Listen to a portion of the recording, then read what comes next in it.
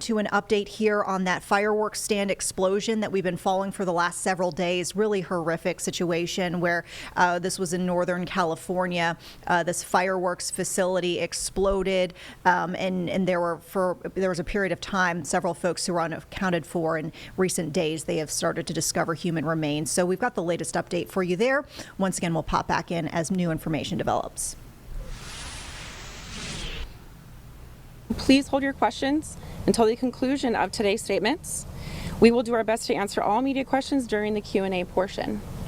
Before we begin, I want to take a moment and acknowledge the lives lost in this devastating accident.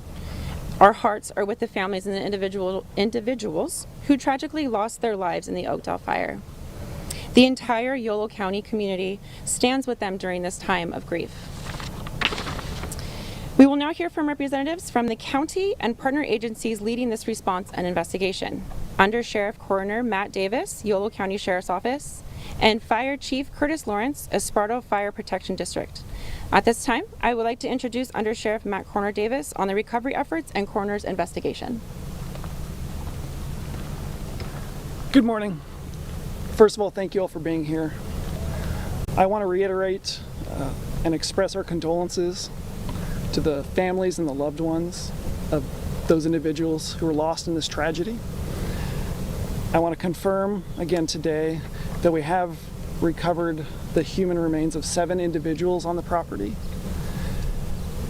We are continuing to work and working throughout the day to ensure there are not additional victims. While we have no information to believe that there are, we're going to make sure with every available resource that no stone is left unturned and there are no individuals still left on site. As far as the 7 deceased, the DNA process will start shortly in order to obtain official identification. We expect to have that in the next 48 hours, and following the notification of next of kin, we will make that information available. Now, I know the public, the community wants answers immediately.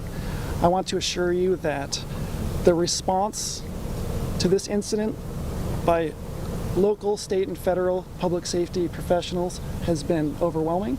It's been appreciated, and it's been professionally carried out. We want to make sure that we're operating only in facts, and we want to make sure to obtain those facts. From the start of this incident, officials from varying agencies have been on site to maintain the safety of the scene and the integrity of the organization. And we will continue to do so for as long as it takes. It is the state fire marshal who's leading the investigation. So on behalf of the sheriff's office, I cannot comment on the ongoing investigation or the facts related to that specific aspect. And so I appreciate your patience and your understanding as far as that goes. Again, thank you for being here. Next, I'd like to introduce Esparto Fire Chief Curtis Lawrence. All right, good morning everybody. Again, I've said this many times, but I appreciate all of your guys' patience with us, and I appreciate all of your guys' involvement in waiting for these press briefings. I want to also start off by echoing from me personally and on behalf of our agency, our condolences to everybody that was affected by this tragic incident. You know, we are all human too as we go through this, and we do understand. We do sympathize with the families of the lost here. So again, I just want to offer our condolences to the family and everybody impacted. With that, I'd like to give some operational updates since the last time we talked. It's been a moment. Over the last several days, we continue to have additional responders arriving on scene every day in different varying capacities from our local, state, and federal partners.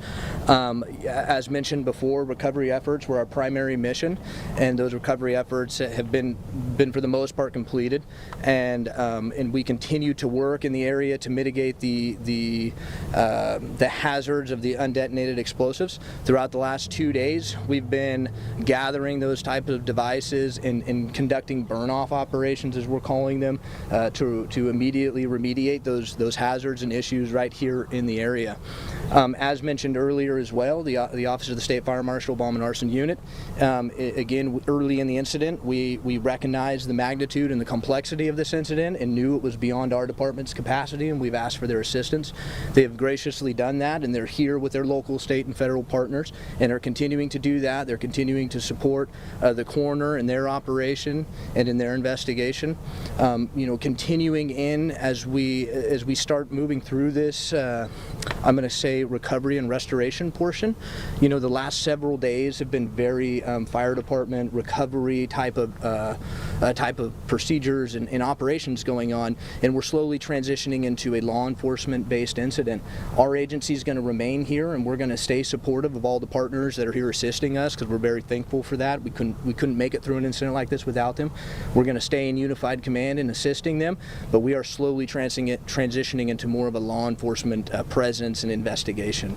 I did speak with the Office of the State Fire Marshal prior to coming up here to give you what information I could on that, and really the comment is, again, they are working with their local, state, and federal partners and assisting in every which way they can. Given that it is an ongoing investigation, they don't have any comments, but they're committed to assisting as they have been, and we're appreciative of that. And with that, I just want to say thank you to all of you guys for being patient with us, and I really want to express personally my condolences to the family, and I hope that we can continue to get the information to them that's going to help them move into the recovery and start to be able to grieve appropriately. And thank you guys. All right, well, at this time, I'm going to open up questions, and I will direct your questions appropriately to the appropriate representative. I do want to note that we will not be doing pull-away interviews at this time. And also be aware that we will not be answering any questions regarding permits. More of that will come about later. Go ahead. Hi. Can you talk to the facts that we found out that a Yolo County Sheriff's Lieutenant owns the property, his home was destroyed, as well as a volunteer firefighter owns a fireworks business linked to the same address? Again, regarding those details, we don't have exact details on that yet. We don't have all the information, and we want to make sure we have all that information prior to just going out with something. So we'll have that information at a later time. Are those two individuals still employed with the respective agencies? At this time, I don't have that information. Would you call that a conflict of interest? I don't have that right now, but that's something that I will go back to our staff and discuss that. Have you been in contact with those two individuals, the sheriff's deputy and the volunteer firefighter? That'd be a question. I have not personally, no. And are they being interviewed? Are you able to comment, Chief, on that, whether you've been speaking with the firefighter and whether you've asked him appropriate questions, or is law enforcement asking him questions? So again, at the beginning, from day one, we recognized that this incident was beyond our capacity. And so with that, we are not doing the investigation. The Office of the State Fire Marshal is doing that investigation. I'm not going to comment, or I can't comment because I don't know, what their communications with that individual has been. And whether this is right, wrong, or indifferent, I will tell you that, at the beginning of the incident, I did have contact with our volunteer firefighter because he is a brother in our service and somebody in our community. And so, yeah, we have had, support conversations with him just to make sure that him and his family were okay. But outside of that, as far as the investigation goes, no, we are avoiding any kind of conflict with that, and that is also why, again, this is the State Fire Marshal is the lead on this investigation and not